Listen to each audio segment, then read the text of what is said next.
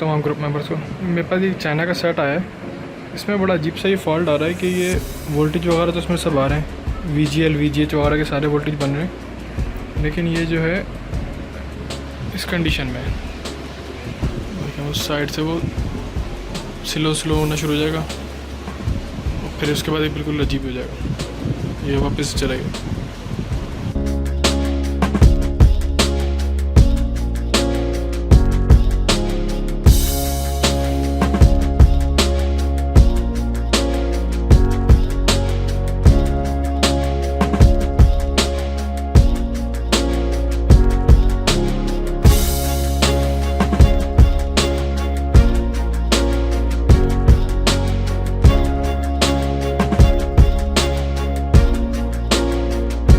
आहिस्ता पूरे में ये देखें, इस तरफ भी है, इस कंडीशन में होगा।